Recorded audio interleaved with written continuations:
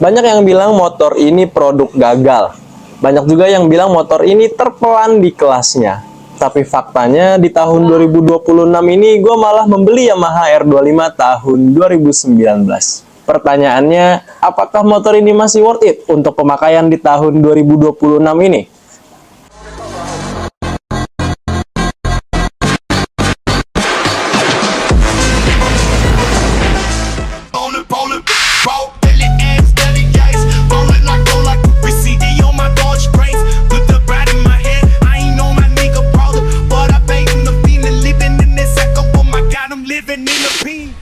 Ini adalah Yamaha R25 generasi kedua. R25 ini muncul pada tahun 2019. Kemunculannya mendapatkan reaksi banyak orang. Sebagian dari mereka suka dengan perubahannya, sebagian lagi tidak menyukai. Orang yang tidak menyukai perubahan ini mengatakan bahwa Yamaha tidak niat karena ini generasi yang baru, tetapi hanya berbeda bajunya saja. Untuk mesin, rangka masih sama seperti Yamaha gen pertama. Untuk Yamaha R25 warna hitam doff non ABS ini pada tahun 2019 dijual di harga hampir 60 juta, yaitu tepatnya 59,9. Namun untuk harga bekas di tahun 2026 kalian bisa mendapatkan di kisaran 40 jutaan, bisa 40 lebih dikit atau di bawah 40 sedikit. Tapi jika beruntung mungkin kalian bisa seperti gue mendapatkan harga yang cukup anjlok. Ya memang ada beberapa PR seperti spion original tidak ada, spakbor original tidak ada, sen original tidak ada, dan sepertinya motor ini juga pernah terjatuh ke kanan. Dilihat dari tuas rem yang sedikit bengkok dan ada baret dan footstep kanan yang ikutan bengkok juga. Kemudian apa alasan gua memilih R25 yang Gen 2 ini? Kenapa tidak memilih Ninja 250 Fi atau CBR 250 RR? Alasan pertama memilih R25 ini karena ingin upgrade dari 150cc ke 250cc, terutama 2 silinder. Sebelumnya gua pakai NMAX 155 dan CB 150R. Gua pakai untuk harian, main, nongkrong, bahkan sampai touring. Sejauh ini tidak ada masalah menggunakan motor itu, gua nyaman, biaya perawatannya masih oke, biaya bensinnya juga masih oke.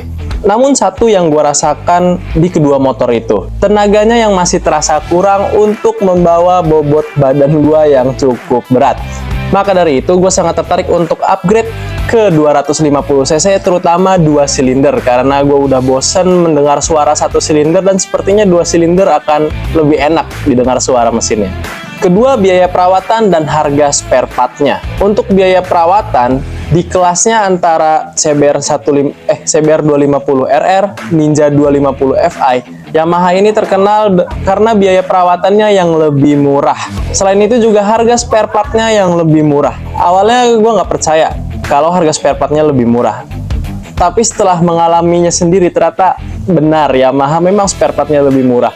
Dulu waktu gue ingin membeli bodi samping dari CB 150R, harganya hampir Rp400.000. Dan saat gue mengecek harga fairing kanan dari R25 ini, harganya hanya 230 ribuan saja. Jauh sekali perbedaannya, padahal CB itu hanya 150cc dan ini 250cc.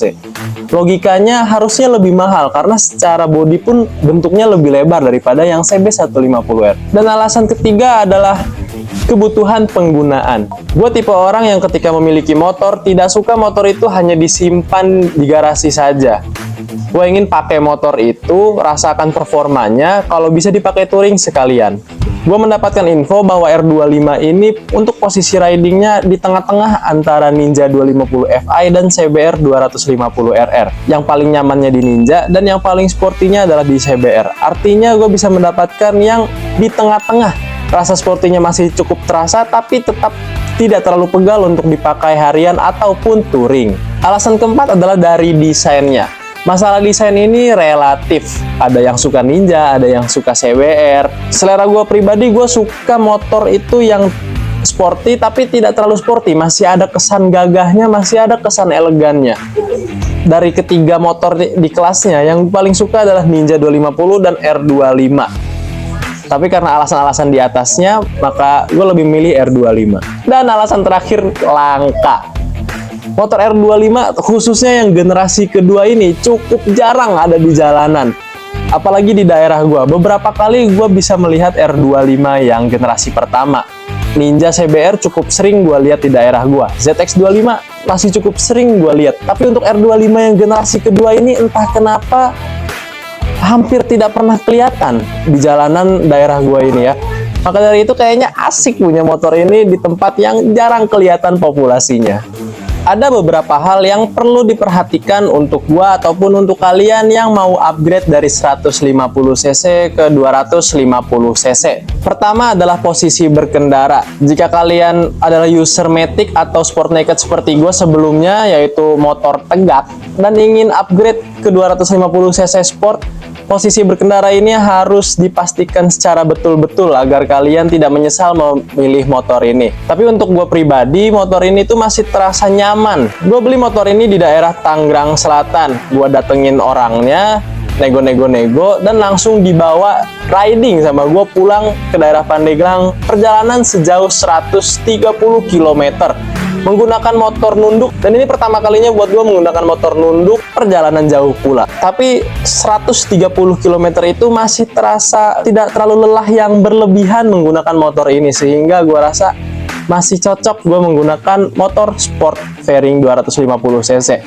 Jika kalian yang tidak bisa pakai motor nunduk, lebih baik dihindari untuk sport 250cc fairing. Kedua adalah konsumsi BBM-nya. Biasa menggunakan 150cc, terus upgrade ke 250cc, mesin semakin bertambah, pengeluaran untuk bensin pun akan bertambah. Tapi di R25 ini cukup mengejutkan gua karena saat perjalanan pulang 130 km itu gua mendapatkan konsumsi bahan bakar 3,2 liter per 100 km. Jika dikonversi menjadi 32 km per liter. Untuk motor sport 250cc 2 silinder menurut gua itu cukup irit. Tapi jika kalian masih keberatan untuk konsumsi bahan bakar segitu, saran dari gua ambil motor 250cc yang 1 silinder, karena walaupun mesinnya sama, tapi antara 2 silinder dan 1 silinder cukup jauh perbandingan konsumsi bahan bakarnya. Yang 1 silinder bisa lebih irit, tapi tetap powerful 250cc. Ketiga adalah pajak tahunannya. Yang harus dipikirkan tidak hanya uang untuk membeli motornya saja dan uang untuk perawatannya saja, tapi juga untuk membayar pajak tahunannya. Semakin besar mesinnya, maka akan semakin tinggi pula pajaknya. Di motor 150cc pada umumnya pajak itu berkisar 400 sampai 500 ribu setahun, dan untuk 250cc bisa berkisar 800 hingga 1 juta dalam waktu 1 tahun. Namun itu jika tidak terkena progresif. Jika kalian mendapatkan pajak progresif, ya pasti akan di atas dari itu. Kesimpulannya, apakah motor ini worth it untuk digunakan di tahun 2026? Menurut opini gue pribadi, ya, motor ini masih worth it. Karena secara teknologi motor ini masih tidak terlalu ketinggalan zaman, secara desain masih timeless, dan bagaimana dengan isu motor terpelan di kelasnya. Seperti yang sudah gue sebutkan, gue ini upgrade dari 150cc ke 250cc. Walaupun banyak yang bilang ini motor terpelan di kelasnya, namun dari apa yang gue rasakan sebagai user 150cc, motor ini tetap sangat bertenaga. Buat yang penasaran gimana biaya perawatan Yamaha R25 2019 ini, apakah bikin boncos kantong? Pantengin terus channel gua bakalan kasih tahu ke kalian bagaimana owning experience dari motor ini, berapa biaya perawatannya setelah menggunakan beberapa bulan atau beberapa tahun, dan apakah berapa ribu kilometer, apakah opini gua ini masih worth it, akan berubah atau tetap sama. Terima kasih sudah menonton video gua Walan Nabil Makarim, pamit undur diri.